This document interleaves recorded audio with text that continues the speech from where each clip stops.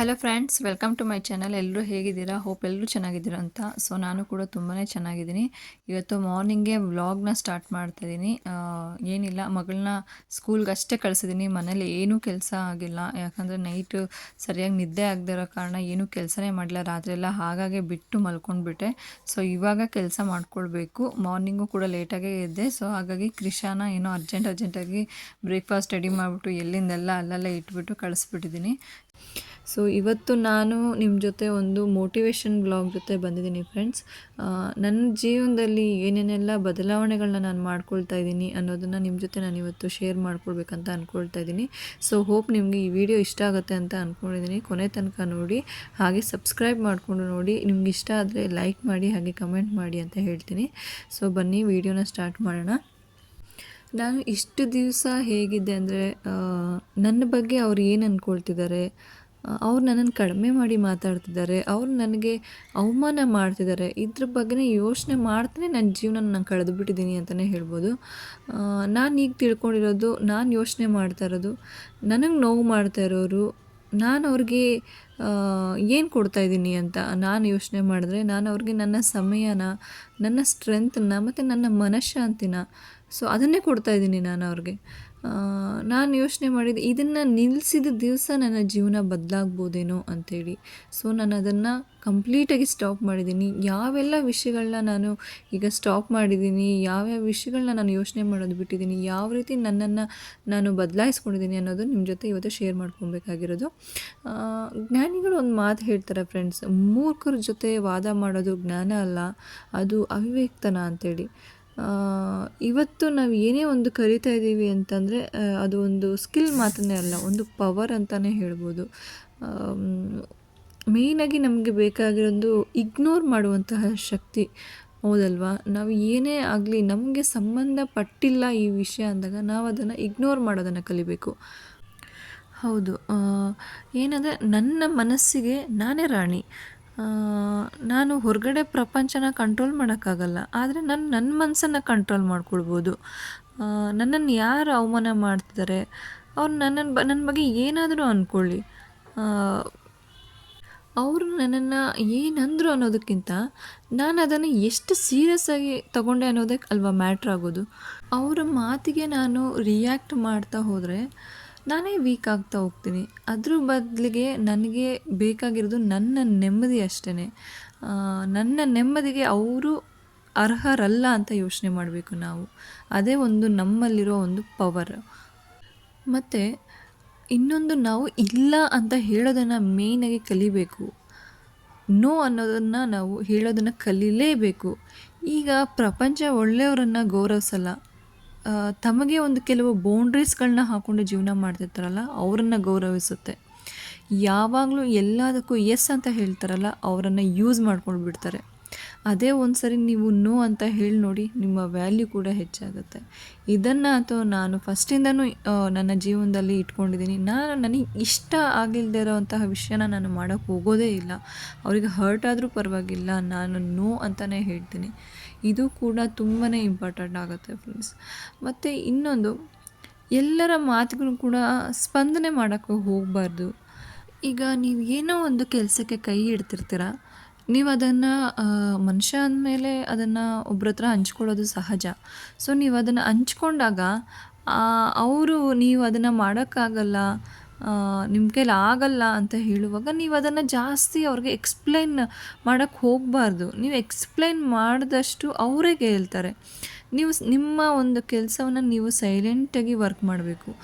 ಕಾಲನೇ ಅದಕ್ಕೆ ಆನ್ಸರ್ ಮಾಡಬೇಕು. ನಿಮ್ಮ ಒಂದು ಗೆಲುವು ಸೌಂಡ್ ಮಾಡಬೇಕು. ಇದು ಮೇಯ್ನಾಗಿ ಬೇಕಾಗಿರೋದು.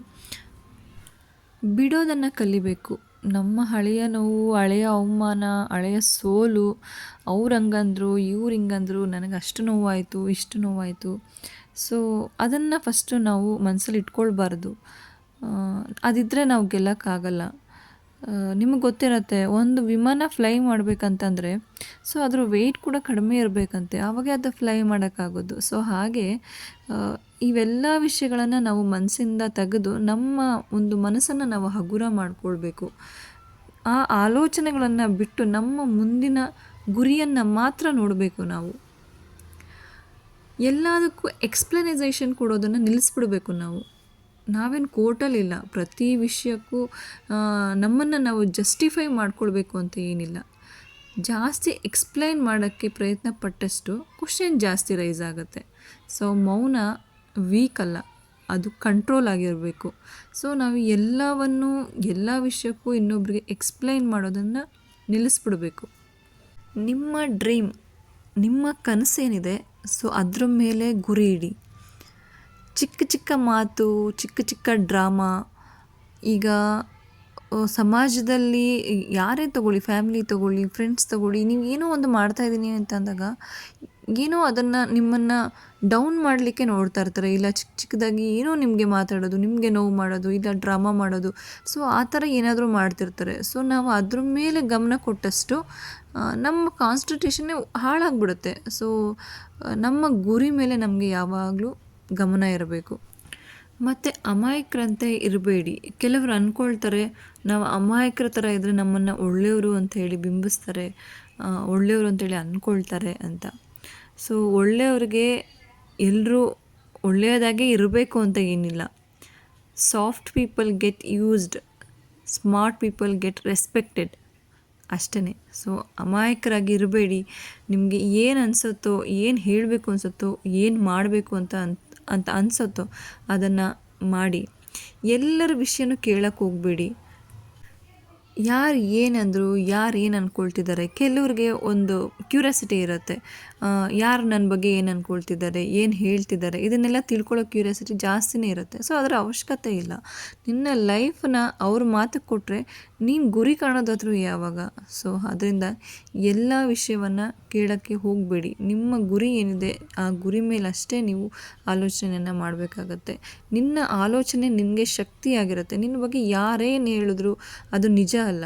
ನಿನ್ನ ಆಲೋಚನೆ, ನಿನ್ನ ನಂಬಿಕೆ, ಅದೇ ನಿನ್ನ ಐಡೆಂಟಿಟಿ ಆಗಿರಬೇಕು. ಸೊ ಅವ್ರೇನು ಹೇಳಿದ್ರು, ಇವ್ರೇನು ಹೇಳಿದ್ರು, ಅವ್ರೇನು ಮಾತಾಡ್ತಿದ್ರೆ, ಇದು ಯಾವುದೂ ಲೈಫಲ್ಲಿ ಮ್ಯಾಟ್ರೇ ಆಗೋದಿಲ್ಲ. ಕೆಲವೊಂದು ವಿಷಯದಲ್ಲಿ ನಿಮಗೆ ನೀವೇ ಬೌಂಡ್ರೀಸ್ಗಳನ್ನ ಇಟ್ಕೊಳ್ಳಿ. ಎಲ್ರಿಗೂ ನೀವು ಅವೈಲೇಬಲ್ ಇದ್ದರೆ ನೀವು ಯಾರಿಗೂ ವ್ಯಾಲ್ಯೂಬಲ್ ಆಗಿ ಇರೋದಿಲ್ಲ. ನೀವು ಎಲ್ಲವನ್ನ ಮುಂದೆ ಹೋಗಿ ಮಾಡಿದಷ್ಟು ನಿಮಗೆ ರೆಸ್ಪೆಕ್ಟ್ ಸಿಗೋದಿಲ್ಲ. ಜಾಸ್ತಿ ಮಾತಾಡಿದ್ರೆ ನಿಮ್ಮ ವ್ಯಾಲ್ಯೂ ಕೂಡ ಕಡಿಮೆ ಆಗುತ್ತೆ. ಯಾವುದಕ್ಕೆ ಎಷ್ಟು ರಿಯಾಕ್ಟ್ ಮಾಡಬೇಕು, ಎಷ್ಟು ಮಾತಾಡಬೇಕು ಅಷ್ಟೇ ಮಾತಾಡಬೇಕು. ಇಂಗ್ಲೀಷಲ್ಲಿ ಒಂದು ಲೈನ್ ಇದೆ, ರೇರ್ ಥಿಂಗ್ ಆರ್ ವ್ಯಾಲ್ಯೂಬಲ್ ಅಂತೇಳಿ, ಸೈಲೆಂಟ್ ಪೀಪಲ್ ಪವರ್ಫುಲ್ ಪೀಪಲ್ ಅಂತೇಳಿ. ಆಮೇಲೆ ಯಾರಾದರೂ ನಿಮಗೆ ಯಾಕೆ ನೀನು ರಿಯಾಕ್ಟ್ ಮಾಡಲಿಲ್ಲ ಅಂತ ಕೇಳಿದ್ರೆ ಒಂದು ಸ್ಮೈಲ್ ಮಾಡಿ ಅಷ್ಟೇ. ಸೊ ಆ ಸ್ಮೈಲಲ್ಲೇ ಅವರು ಎಲ್ಲನೂ ಅರ್ಥ ಮಾಡ್ಕೊಳ್ಬೇಕಾಗತ್ತೆ. ಸೊ ನಾವು ಯಾವುದಕ್ಕೂ ರಿಯಾಕ್ಟ್ ಆಗಬಾರ್ದು, ನಾವು ಎಕ್ಸ್ಪ್ಲೈನ್ ಮಾಡಬಾರ್ದು, ನಾವು ಯಾರನ್ನು ಫಾಲೋ ಕೂಡ ಮಾಡೋಕ್ಕೆ ಹೋಗಬಾರ್ದು. ನಿಮ್ಮನ್ನು ನೀವು ಕಂಟ್ರೋಲ್ ಮಾಡ್ಕೊತಿದ್ರೆ ಜನ ನಿಮ್ಮನ್ನು ಕಂಟ್ರೋಲ್ ಮಾಡೋದು ನಿಲ್ಲಿಸ್ತಾರೆ.